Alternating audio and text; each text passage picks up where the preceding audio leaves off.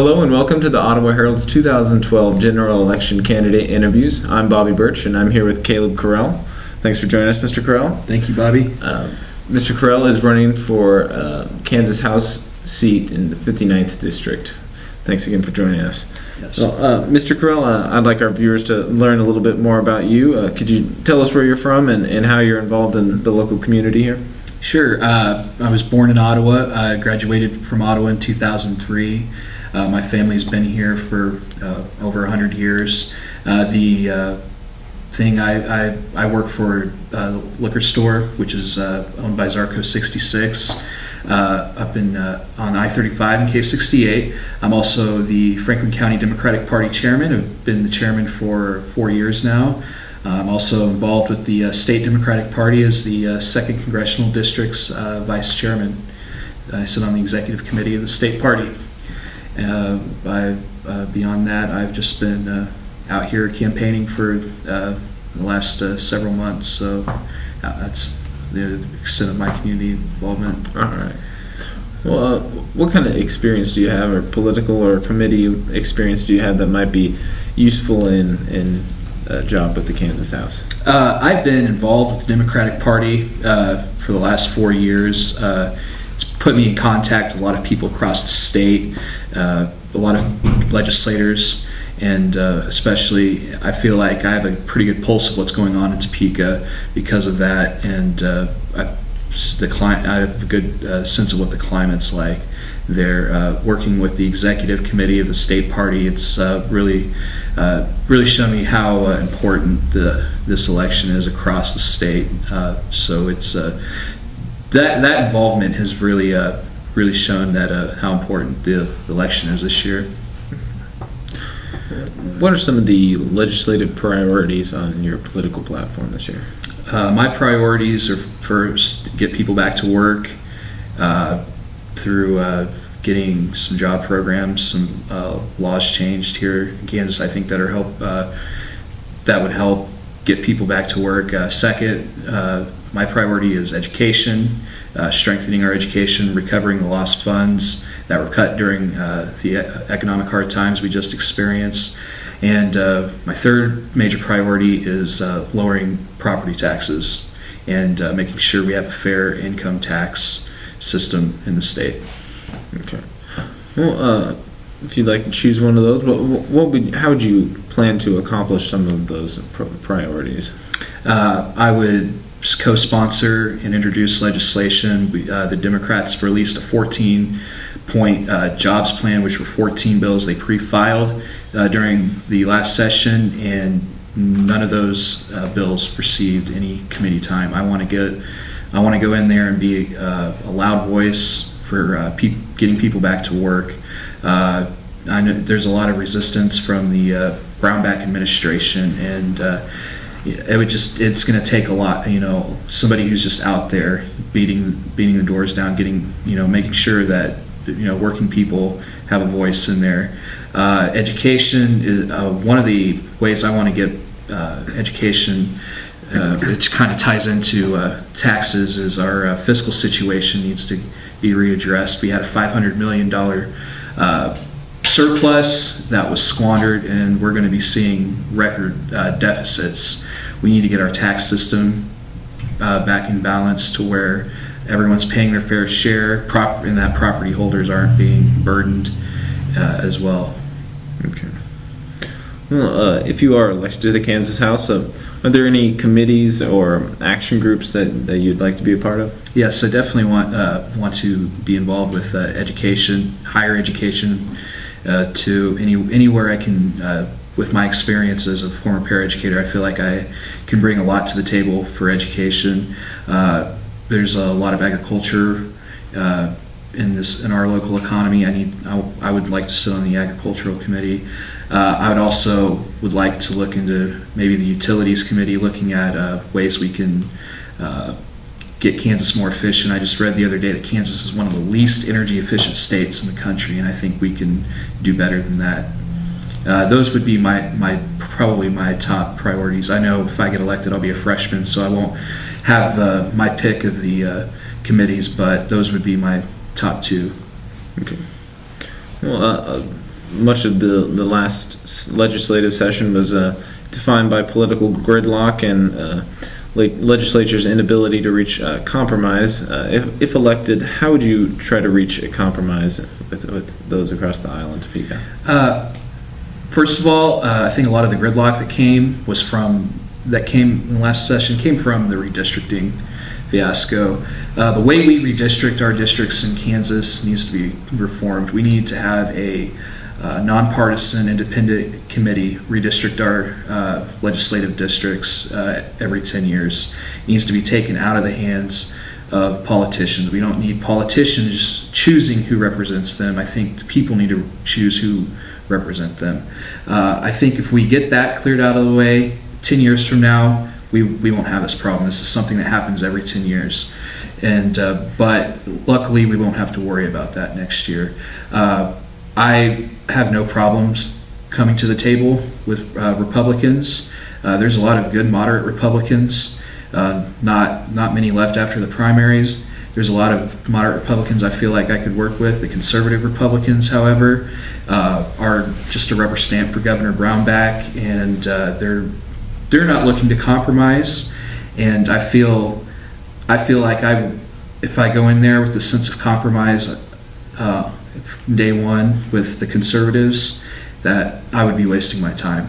There are areas we can compromise on, but the major issues we're not going to see eye to eye because the governor has no interest in compromise. So basically what I want to do is sit down with the people who want to get things done and work with them. And the people who are just there to disagree, I'm just going to let them disagree because I'm going to go to Topeka to get things done. Well, the legislature's research group has predicted that Kansas' new budget will result in several $1 billion in shortfalls by 2018. While supporters claim that it will help the state economically and also grow jobs. What do you think of Kansas' new tax plan? I think Kansas's new tax plan is going to lead to very dire budget deficits in the future. We're going to see $2 billion of our state revenue get completely wiped out. That's either going to be made up through sales tax increases, more property tax increases, or it's going to be, it's just not going to come back. So I think what we need to do is we need to start over with the new tax plan that was passed. We need to repeal it, and we need to replace it with property tax relief. So that way the local school districts don't have to raise property taxes to make up for these shortfalls. And I'm also hearing that the new sales tax that was passed a couple years ago that's supposed to expire in next summer will be revisited and might be extended. I think when the legislature passed that, it was supposed to be temporary. I think we need to keep that as being temporary, and we need to make sure that we're not burdening the lower income taxpayers. I think we didn't have an income tax problem in the state to begin with. We had a property tax problem, and I think those are the taxes that we need to go after and cut. We need to keep income taxes the way they were. It was working fine. Even with the best economic growth that we could get, which is about 4 or 5%, it's not going to make up for the lost income taxes that were cut. Okay. The Kansas Economic Progress Council recently released a report claiming that the new tax plan will result in $90 million in budget cuts to public schools and to higher education. And I know, as you mentioned earlier, as a former para-educator, if those cuts were to come for education, if those do occur, how would you react in legislature?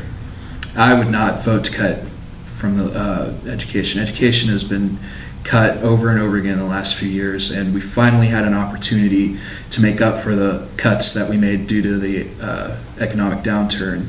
And the governor and the conservatives wanted to cut more instead of adding back to what we had already cut.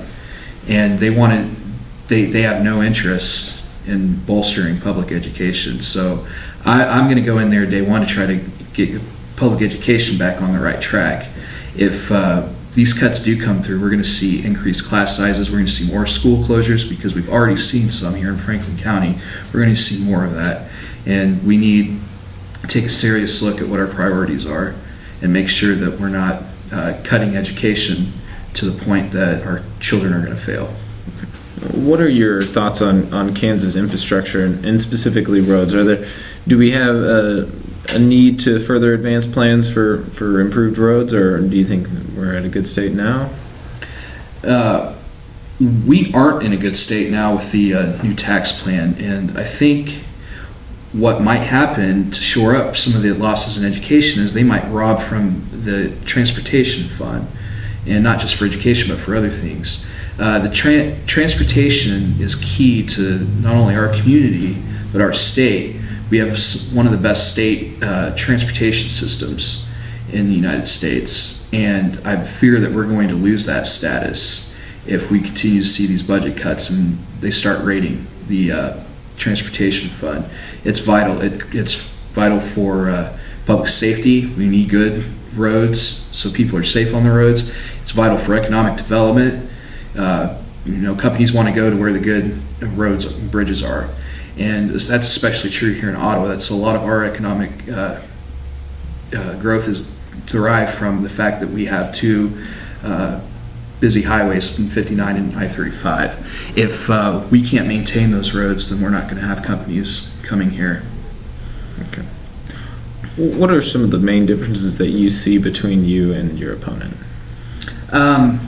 I think the main difference is just from the forums. I know that I'm probably more progressive on social issues. I support a lot of social issues that are probably harder for Republicans to take a line on. I'm going to go in there, and I'm not going to have to worry about Governor Brownback targeting me, because he's going to target me anyways because I'm a Democrat. The governor is going to be going after members of his own party. He's already shown that he has, and I think he'll continue to do that with people who don't rubber stamp his policies. I think the main difference with me is if you elect me, you won't have someone who will have to watch his back for the governor and his political allies coming after him, because they'll come after me anyway, so I won't have to worry about it. Well, the general election race as it stands now is between two hometown Ottawa boys, and just wondering why you think you might be a better representative of your district. I think my experience with people in Topeka, knowing what the climate's like, and I will have a pretty good sense of what the job will entail on day one. And I will be very interactive with my constituents. You can reach me on Twitter, and I tweet regularly about things that happen in the Kansas legislature and in Kansas politics. So when I get elected, you're going to know what I'm doing. You'll see me on Twitter. You'll be able to find what I'm doing, and you'll see why I'm doing it too. And if you have a question for me, via Twitter, via the internet, phone, whatever, I'll be able to answer it. I'll be very accessible.